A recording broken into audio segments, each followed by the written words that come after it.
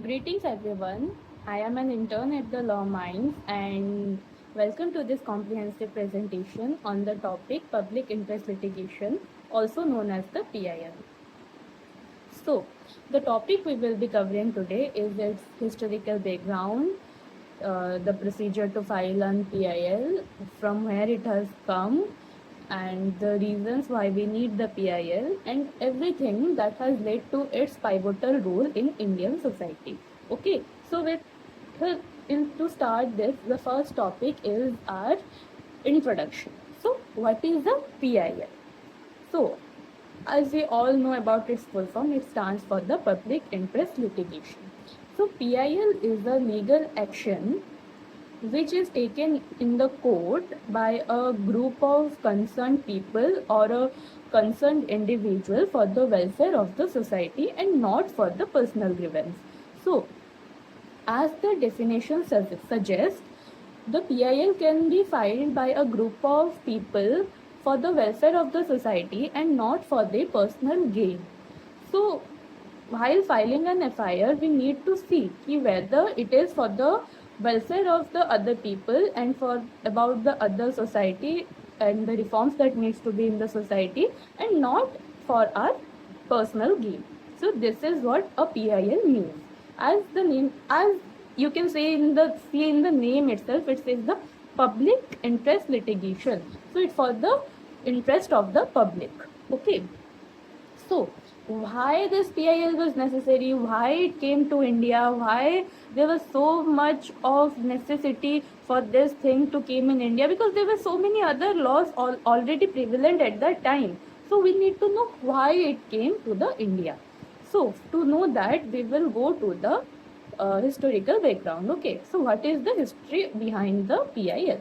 So this PIL concept was introduced in India in the late 70s or 80s, but it is not a concept which originated in India, but it is taken from the American legal system, where this PIL started to for the underrepresented people, for the laborers, for the poor, for the child, for the atrocities on women, etc. Okay, so after seeing those cases in India which were slowly rising, our judges felt the need, like we need some kind of this litigation in India for the safeguard of the public.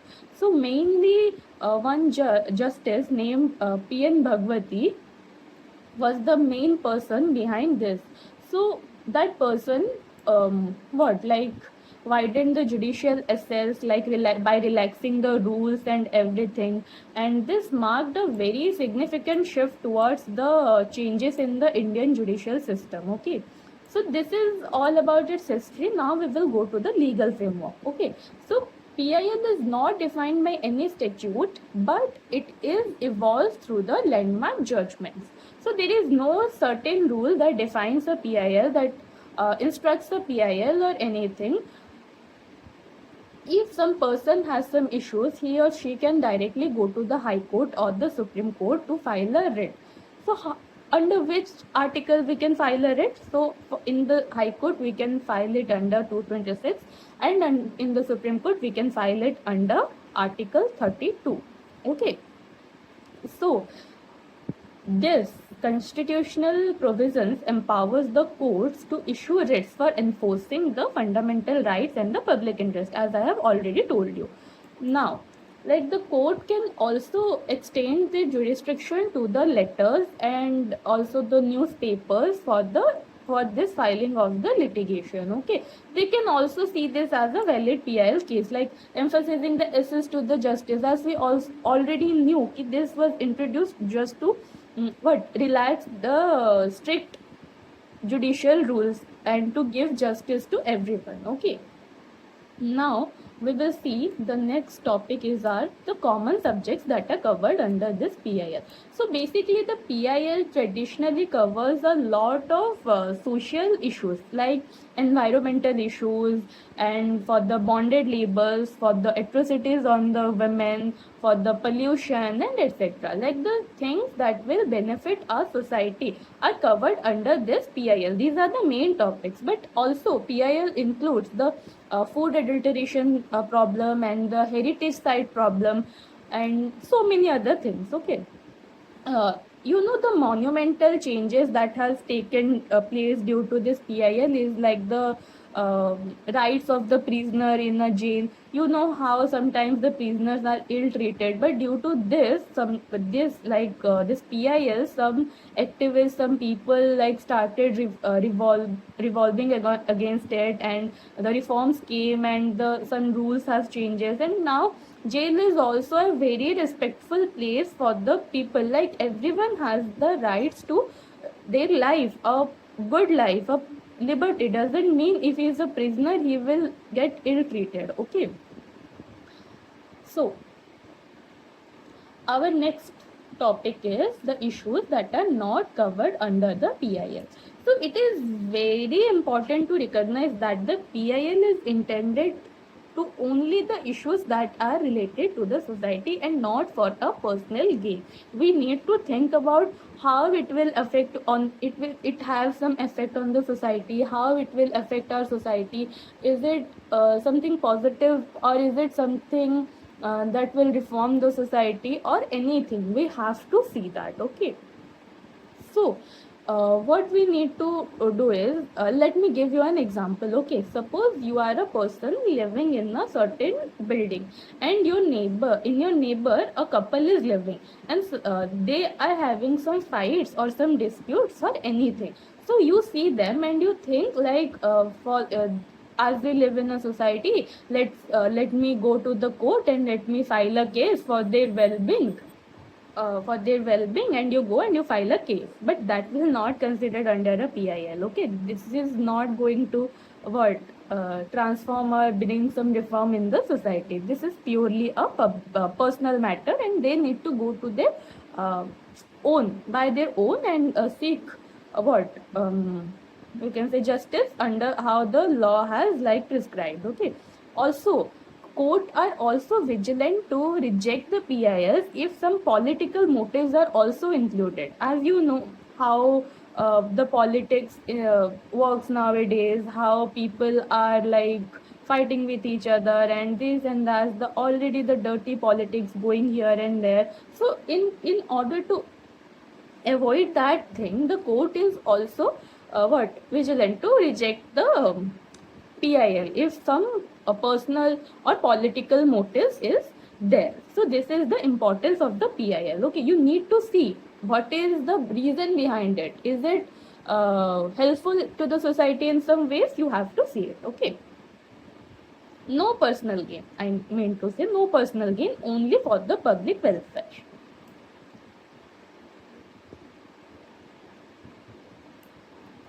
Also,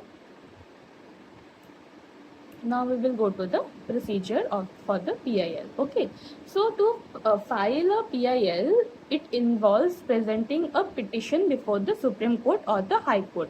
Like while presenting it, you need to prove so many evidences and everything so that the court doesn't rejects it. So who can file a PIL?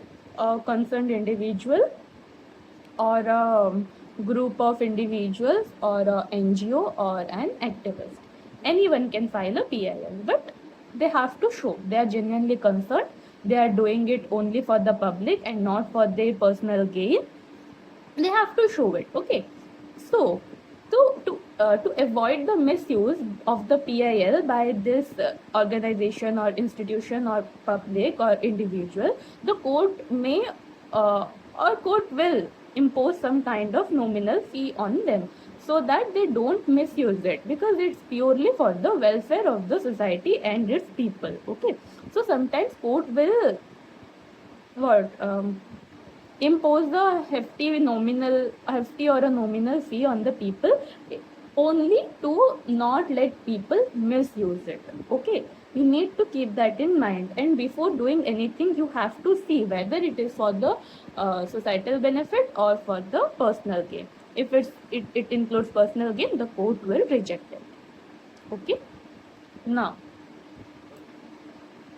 as I've told you, to the safeguard against the misuse, sometimes like the penalties, the dismissal, etc., will also be there so that no one misuses it, no one take it for granted, everyone use it for the welfare of the society and anything. Sometimes also, like, to prevent this aggressive, like the court aggressively screen petition to dismiss those who lack bona fide intention. You know what is bona fide? It's like good faith. Okay, if you don't have a good faith, the court will dismiss your what, the plea. Got it? That's it. Now we will go to the notable PIL cases.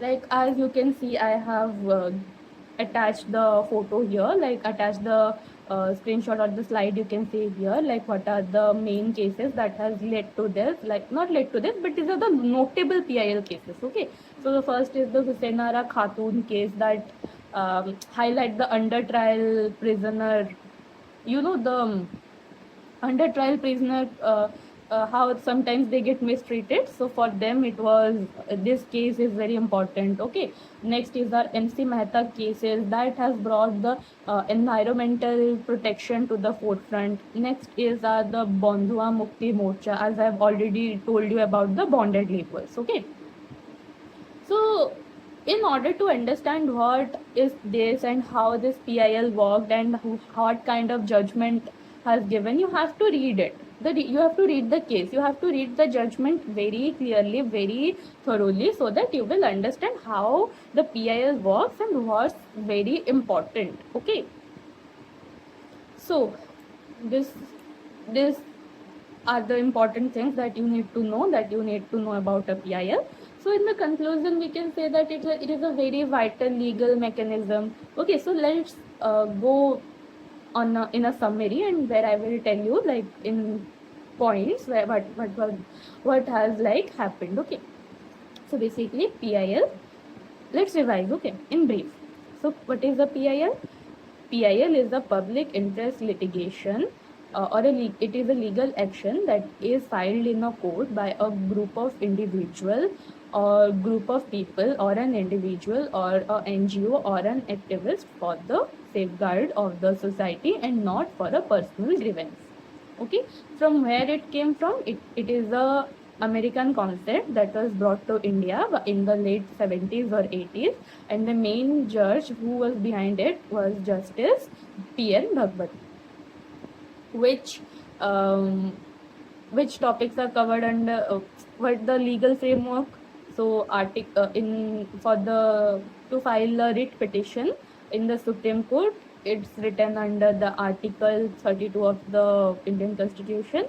And which topics are covered under the PIL? The topics like the environment related, the labor related, the children related, the atrocities on the women related, the food adulteration, personal liberty, personal right related for the group of people, etc. These are coming under this, and personal disputes will never cover under this PIL. Okay.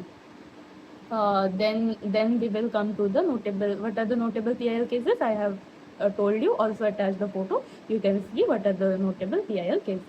So this was it for this video.